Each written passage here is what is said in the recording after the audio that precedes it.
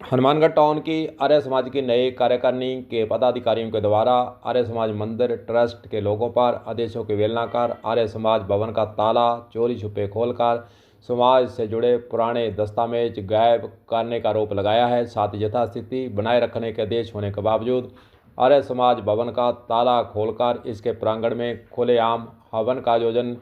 किया गया है, उसका भी विरोध किया गया। कुछ आरोप भी लगाए गए हैं। चलिए नई कार्यकारिणी के पदाधिकारी और उनके साथ अध्यक्ष जो कि आज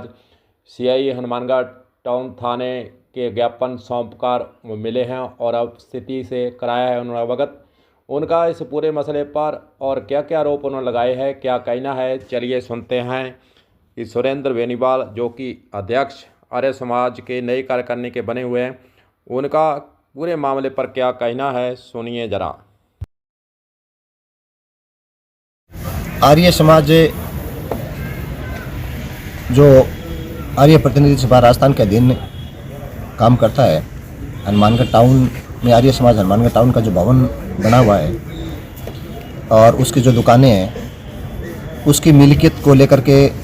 112 पेज के जो सबूत हैं वो हमने प्रशासन को सौंप दिए हैं और वो सबूत इतने पुख्ता हैं कि उनको किसी भी सूरत में नकारा नहीं जा सकता है। एक तरफ हमारे पास हमने 112 दस्तावेज सौंपे हैं सबूत के तौर पर, दूसरी ओर जो आर्य समाज के भवन पर आर्य समाज मंदिर ट्रस्ट के नाम से तथाकथित ट्रस्ट बना के कब्जा करना चाह रहे हैं, उन लोगों के पास अपने रजिस्ट्रेशन के अलावा कोई सबूत नहीं है, क्योंकि वो ट्रस्ट जो है वो फर्जी है और आर्य समाज से मंदिर और ट्रस्ट का कोई वास्ता नहीं है। इसी जद्दोजहद को लेकर के पिछले 1 महीने से हम लोग जो है वो प्रयास कर रहे हैं कि जो नवगठित कार्यकारिणी है उसको प्रशासन ने आर्य समाज के भवन का ताला खुलवाए और उसको चाबी सुपुर्द करे और इसको लेकर के पिछले महीने की 6 दिसंबर को 7 दिसंबर को इसी टाउन थाने में एसडीएम साहब की अध्यक्षता में एक मीटिंग आयोजित की गई थी दोनों पक्षों को बुला करके, और उस समय दोनों पक्षों को ये निर्देश दिए गए थे कि आर्य समाज के भवन में ना आप घुसोगे ना आप, दोनों पक्षों को पाबंद किया गया था। जहाँ तक हमारी तरफ की पाबंदी का तो हमें 7 तारीख को जो है वो मजिस्ट्रेट साहब की कोर्ट से नोटिस जारी किए गए थे कि आपसे शांति भंग की आशंका है, और हमने उसी समय यह कहा था कि भाई प्रशासन जो है वो एक तरफा कार्रवाई कर रहा है।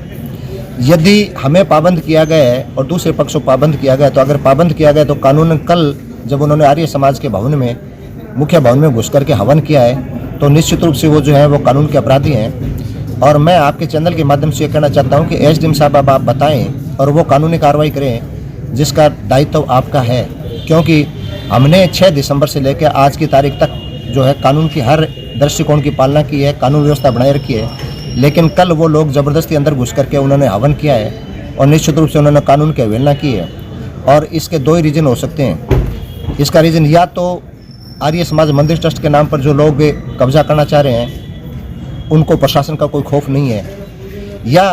प्रशासन से जुड़े जो अधिकारी हैं, जो कानून व्यवस्था से जुड़े हुए अधिकारी हैं, उनकी मिली भगत है। मैं ओपन कह रहा हूँ, या तो उनकी मिली भगत है या उनको कानून का खौफ नहीं है। अन्यथा ऐसा कोई रीज़न नहीं है कि अगर हम हमारी कार्यकारिणी आर्य समाज भवन में नहीं घुसे और हम शांति से अपना हवन बाहर कर रहे हैं तो उन लोगों की भी हिम्मत नहीं है कि वो उसके अंदर घुस के, उसके रीज़न जो एक ही है कि या तो प्रशासन पूरी तरीके से उनके साथ इन्वॉल्व है या उन्हें प्रशासन का कोई खौफ नहीं है। मैंने अभी एसडीएम साहब को जो है वो सीआई मैडम के माध्यम से एक ज्ञापन प्रेषित किया गया जिसमें मैंने सारी वस्तुस्थिति लिखी है।